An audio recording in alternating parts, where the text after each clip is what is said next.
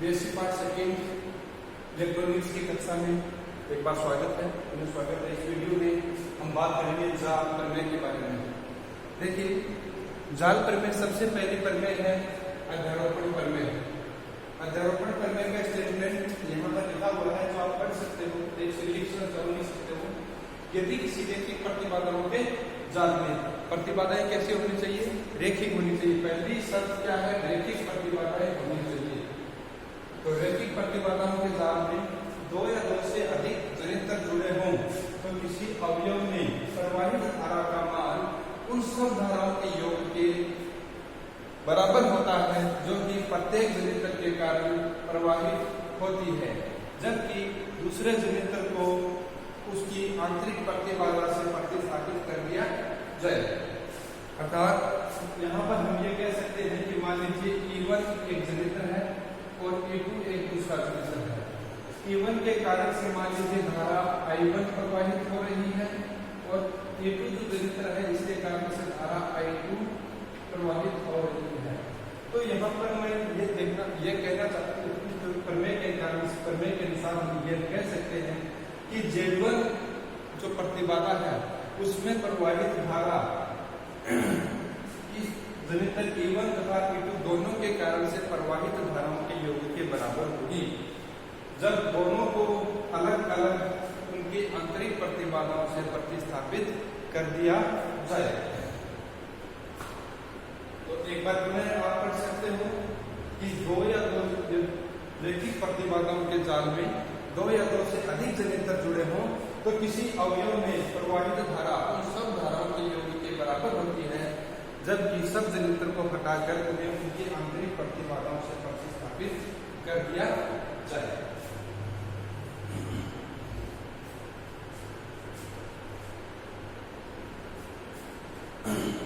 अब देखिए, इस परिपथ में E1 और E2 दो जनित्र हैं। E1 के कारण से धारा I1 प्रवाहित हो रही है, E2 के कारण से धारा I2 प्रवाहित हो रही है। तो हम क्या लिख सकते हैं? देखिए,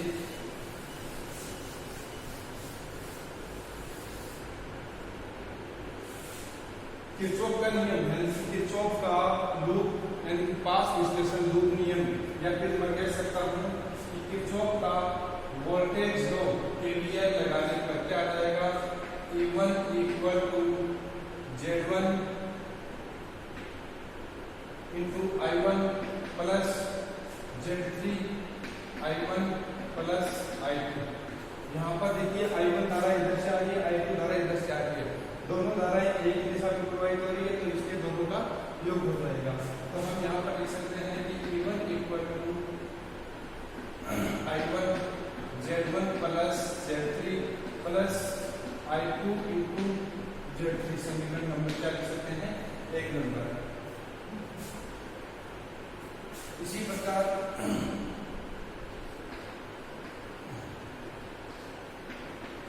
E2 बराबर, इसी प्रकार दूसरे पास में किरचॉफ का वोल्टेज नियम यदि हम लगाते हैं तो हमारे क्या मिलता है?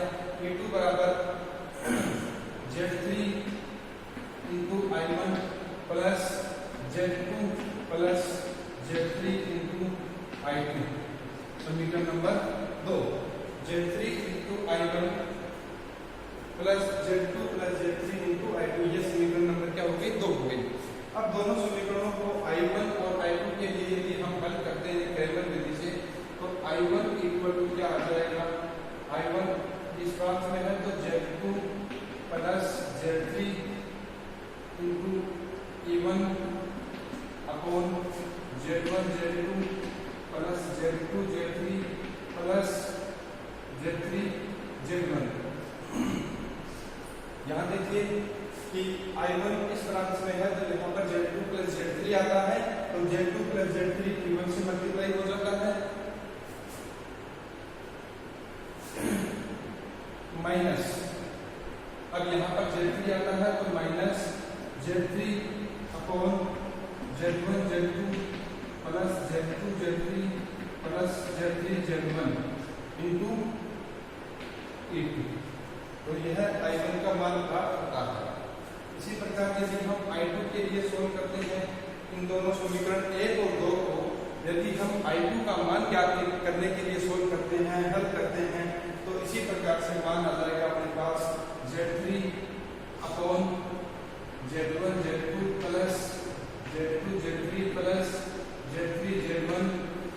अब I2 को सोल्व करते हैं तो यहाँ पर Z3 है तो ये क्या देगा इसके साथ में E1 प्लस, अब यहाँ Z1 प्लस Z3 है तो Z1 plus Z3 upon Z1 Z2 plus Z2 Z3 plus Z3 Z1 into E2।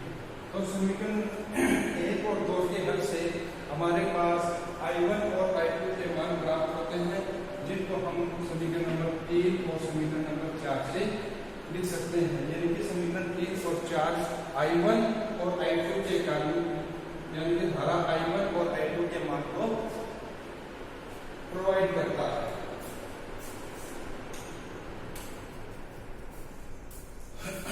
अब यदि I1 यानी कि Z1 में से प्रवाहित धारा का मान हम अध्यारोपण प्रमेय की सहायता से ज्ञात करना चाहिए। अध्यारोपण प्रमेय का स्टेटमेंट जो आपको पहले दिखाया था, एक बार रिमाइंड कर लीजिए उसको कि स्टेटमेंट क्या कहता है। हम अध्यारोपण प्रमेय के स्टेटमेंट को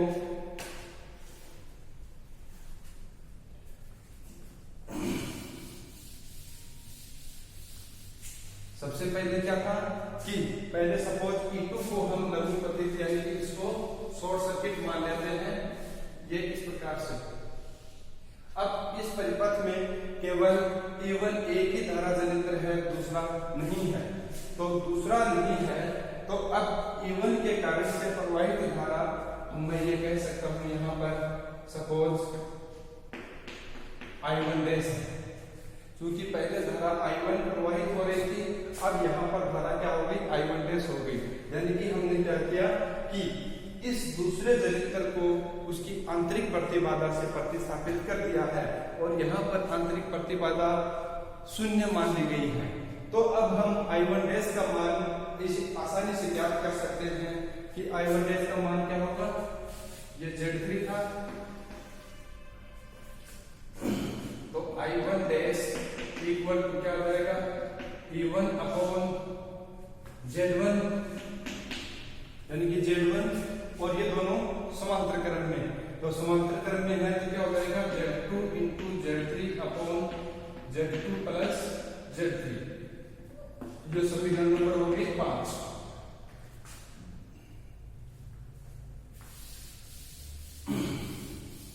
समीकरण नंबर 5 के बजाय इसको यदि हम आगे सोल्व कर देता हूं एक बार I1 डैश को, तो क्या जाएगा E1 into Z2 plus Z3 upon Z1 Z2 plus Z1 Z3 plus Z2 Z3। अब इसको समीकरण नंबर में 5 लिख देता हूं। तो यहाँ पर देखिए E1 E2 जनित्र को उसकी आंतरिक प्रतिबाधा से प्रतिस्थापित करने पर और विद्युत परिपथ में केवल E1 एक ही जनित्र मानने पर हमारे को Z1 में से प्रवाहित धारा I1 डैश ये प्राप्त होती है। इसी प्रकार यदि मैं अब समीकरण नंबर 5 प्राप्त होने के बाद में क्या करते हैं, इसको E1 को इसकी आंतरिक प्रतिबाधा से प्रतिस्थापित कर देता हूं और मैं कह देता हूं कि इसकी आंतरिक प्रतिबाधा क्या है 0 है, यानी कि आंतरिक प्रतिबाधा नहीं है। और यहाँ पर वापस क्या देता हूं मैं E2 देता हूं E2 और इस ब्रांच में धारा I1 डैश डबल डैश मान लेता हूं। I1 डबल डैश का मान अब ज्ञात करना है अपने को। तो वहां पर देखिए यहाँ जनित्र था और इस ब्रांच में धारा थी। अब जनित्र क्या है दूसरे ब्रांच में है और धारा का मान यहाँ ज्ञात करना है। तो इसका मान ज्ञात करने के लिए I1 डबल डैश जैसे यहाँ ज्ञात किया था E2 upon Z2 plus Z1 into Z3 upon Z1 plus Z3, जैसा यहाँ पर प्राप्त किया था वैसा का वैसा यहाँ पर हमारे को मिल गया है। लेकिन यहाँ पर एक चीज और ध्यान में रखने वाली है, यहाँ पर धारा का विभाजन होता है, यानी कि यहाँ पर जो धारा थी इसमें से कुछ धारा इधर चली जाएगी Z1 में, कुछ धारा इधर चली जाएगी Z3 में। और धारा हमेशा हम ये कहते हैं कि प्रतिबाधा की विक्रमानी रूप से वितरित होती है। तो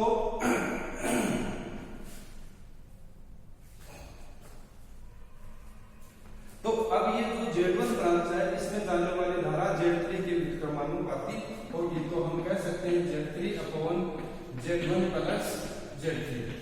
अब क्योंकि यहाँ पर वोल्टेज डिवाइडेशन रूल यानी कि धारा दो ब्रांचों में अलग अलग डिवाइड हो रही है, दोनों का प्रतिरोध का मान अलग अलग है, प्रतिबाधा Z1 अलग है, Z3 अलग है, तो यहाँ पर इस बिंदु से धारा दो अलग अलग ब्रांच में फट गई है, तो उस धारा का मान ज्ञात करने के लिए ये फॉर्मूला काम में लिया जाता है। अब इसको आगे सॉल्व करते हैं, तो I1 डबल डैश का मान क्या रहेगा, E2 into Z3 upon Z1 Z2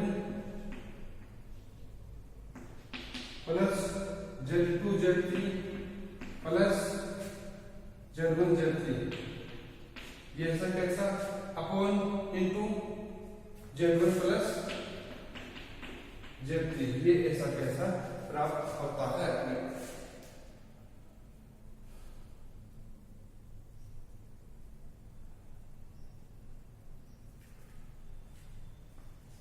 Z3 into Z1 और यहां पर था Z3 Z1 plus Z3।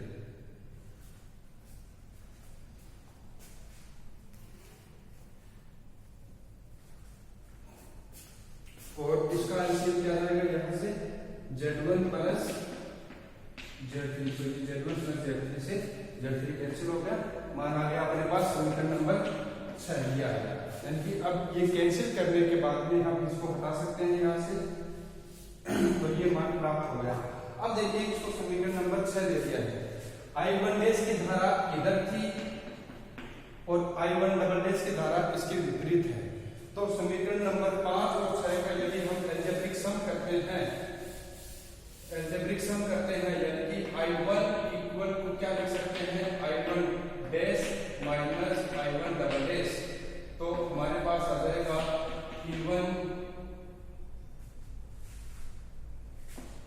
Z1 plus Z3 upon Z1 Z2 plus Z1 Z3 plus Z2 Z3 minus E2 into Z3 upon Z1 Z2 plus Z1 Z3 plus Z2 Z3, तो यह समीकरण प्राप्त होता है। अब देखिए यह समीकरण आपको ऑलरेडी पहले प्राप्त हो चुका है, समीकरण नंबर आप अपना 3 देखोगे, 3 नंबर का समीकरण जो पहले प्राप्त हुआ था वो यदि हम ध्यान से देखेंगे और इससे मिलान करेंगे तो हम ये कह सकते हैं कि अध्यारोपण प्रमेय के अनुसार प्राप्त की गई धारा का मान सही परिणाम देता है। तो अध्यारोपण की प्रमेय यहाँ पर सिद्ध होती है।